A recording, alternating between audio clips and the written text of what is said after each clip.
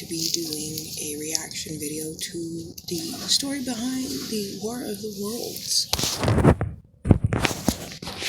In 1938, Orson Welles and a group of actors interrupted a radio broadcast to warn the public that the planet had been invaded by aliens. While they were really just reading a script based on H.G. Wells' novel, The War of the Worlds, the fake news story spiraled out of control and plunged the entire country into a state of mass hysteria. Or did it? Today, we're going to take a look at the original War of the Worlds broadcast. But before we get started, be sure to subscribe to the Weird History channel and let us know in the comments below what other famous broadcast topics you would like to hear about. Now, who shall dwell in these worlds if they be inhabited? Are we or they lords of the world? And how are all things made for man? Theater group on Halloween Eve. While classic films like Citizen Kane, The Magnificent Ambersons, and Transformers the movie were still on the horizon for Orson Welles in 1938, he was already a respected actor, director, and storyteller. So it shouldn't have come as much of a surprise to anyone that he was just spinning a Halloween yarn when he took to the radio on October 30th of that year to announce that aliens had landed on Earth and were attacking New York. But apparently, it did. In reality, the broadcast, which started at 8 p.m. Eastern Time, was the product of Welles's Mercury Theater group. The story they told placed the start of the invasion at Grover's Mill, New Jersey. Why there? Well, turns out Mercury Theater playwright Howard Koch picked the location at random off a map that was hanging in a gas station he stopped at while driving to his parents' house. But it was unlikely details like that which made the whole thing so believable to so many.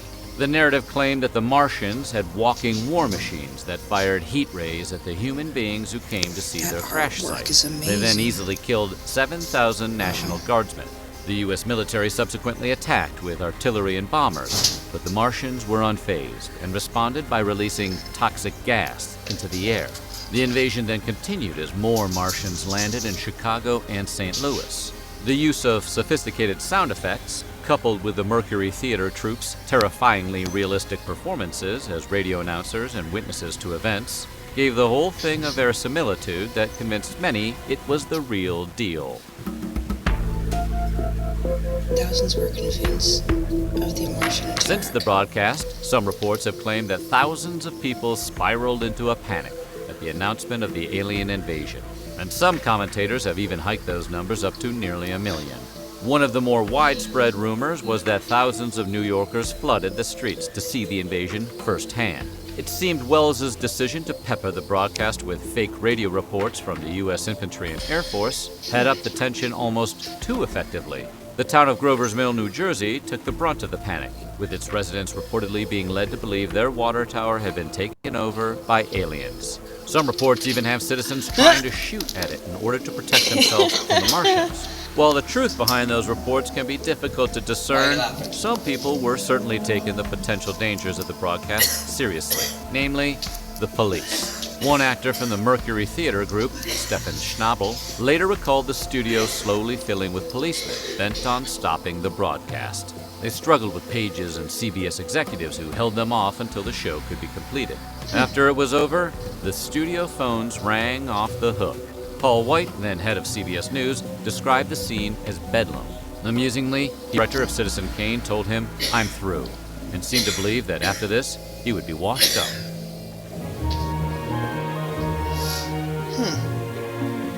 Today, many take it for granted that the famous broadcast caused mayhem in the streets and even cost some people their lives. However, despite numerous newspaper reports of widespread panic in various cities, it probably never happened on anything close to the scale portrayed in the urban legends. According to modern researchers, the vast majority of those who were tuned in recognized that the broadcast was merely a Halloween prank. One tip-off was that the broadcast was preceded by a voice on the radio saying, "The Columbia Broadcasting System and its affiliated stations present Orson Welles and the Mercury Theater on the air in War of the Worlds by H.G. Wells." There was also the fact that no other stations were carrying the news of the alleged alien invasion. Wells probably never meant the broadcast to cause panic either. He was working off a script that should have been recognizable to anyone who had read H.G. Wells's classic book. In addition, Especially CBS anti- required Wells to announce that the broadcast was fiction, both before and during the act. You had to be working pretty hard to miss all that. Hey, Weird History viewers, if you have trouble sleeping, if there was no Great War of the Worlds panic, why do we think there was? Well, one big reason why the ridiculous rumors became so widespread was because various major newspapers, such as the Chicago Herald, the San Francisco Chronicle, and the Boston Daily Globe, gleefully reported the supposed panic. You see, the newspapers, who were the traditional carriers of the news, were eager to discredit radio, which was a fairly new medium at the time. They also had a specific bone to pick with radio, and that bone was money.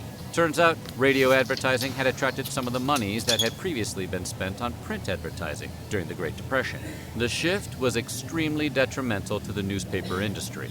When Wells's broadcast rubbed some folks the wrong way, the newspapermen made every effort to fan the flames and portray radio as an unreliable source of news. They sensationalized the story and played up the idea of radio causing a panic in order to convince potential advertisers that the new medium was unreliable and their money was better spent on print ads. Despite reports by Radiolab that claimed 12 million people were listening to Wells's broadcast and that 1 in 12 believed the story of an alien invasion, an investigation by Slate found that of the 5,000 households interviewed about the broadcast, under 2% were actually tuned into the War of the Worlds. It wasn't surprising that so few people were listening to Wells's broadcast. It competed directly with one of the most popular national programs at the time, namely ventriloquist Edgar Bergen's Chase and Sanborn Hour, a comedy variety show. A PBS documentary on the subject agreed, saying that even though tens of millions of Americans were listening to their radios that night, not many of them were listening to the War of the Worlds when it began, because of the comedy show's popularity.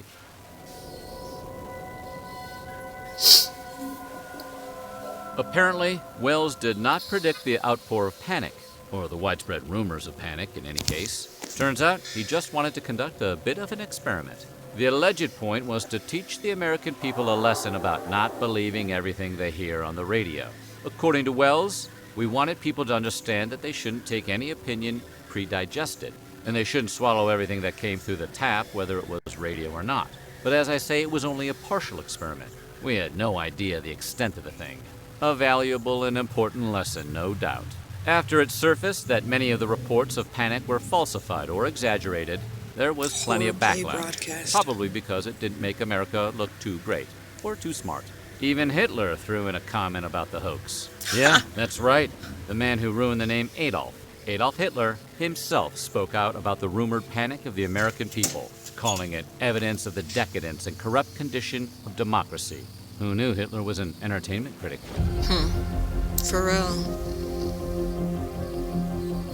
The government agency in charge of watching over the public radio waves was, and still is, the Federal Communications Commission, or FCC. And after the alleged War of the Worlds panic, they did, in fact, investigate the circumstances surrounding the broadcast. Damn. Ultimately, however, they concluded that no laws were broken. This is the biggest key to debunking the myth that the broadcast stirred nationwide hysteria. If it had triggered mass panic, the FCC clearly would have had more of an issue with Orson Welles than it did. In fact, the FCC found so little wrongdoing on the part of Welles and CBS that they even went so far as to prevent complaints about the program from being used in license renewal hearings, which was basically their way of declaring the panic was just a myth. If Welles was concerned his career would be affected, those fears, to say the least, turned out to be unfounded. Welles went on to have an immensely successful Hollywood career, maybe even partly thanks to the publicity garnered from his 1938 stunt, or because he was one of the most talented directors in Hollywood. Could be either. Not the first radio hoax. The War of the Worlds may have stirred up controversy and gossip, but it was not the first radio hoax. In fact, it missed that honor by over a decade. Turns out, 12 years earlier, in January of 1926, the BBC was subject to an interruption during a discussion of 18th century literature. The 12-minute interruption claimed that there were intense riots all around London. It then falsely reported that Big Ben had been blown up, a politician had been lynched, and a hotel burned to the ground. Wow. The most fascinating part? The script was written by a Catholic priest. While this man of the cloth may have beaten Orson Welles to the radio hoax punch, He did not, as far as we know, go on to direct any of the greatest movies of all time. We've all heard that life imitates art, and sadly, it sometimes imitates urban legends about art. For although the reports of mass panic and hysteria after Welles's broadcast turned out to be untrue, they certainly came true after a similar script was performed on the radio in Ecuador. In 1949, Eduardo Elcarez and Leonardo Paez produced a Spanish-language version of Welles's 1938 script. That's After it cool. was broadcast, panic erupted, which soon exploded into riots and chaos in the streets. At That's least awesome. 7 people were killed, including Paez's own that's not girlfriend cool. and nephew. Both the radio station and a newspaper that fanned the flames of the hoax were burned to the ground. Well, that escalated quickly. Yeah, it did. If you need help falling asleep, click the link. The first 100 people to die. Alright, you guys. So, that was my reaction video to the story behind War of the Worlds, and I am going to be listening to the actual broadcast and listening and reacting to that for you guys. That will be up the 30th of October, which is tomorrow. But today is the 84th anniversary of the War of the Worlds 1939 broadcast. And with that, I'm gonna go inside because it's cold. As you guys can see, the sun has disappeared. And I'm gonna go inside. So keep on digging. Hit the like button. Leave a comment if you like more of this kind of stuff. Please, you guys, I don't know what you guys are into right now, so help me out. Other than that, keep on digging. Happy Halloween. And stay safe.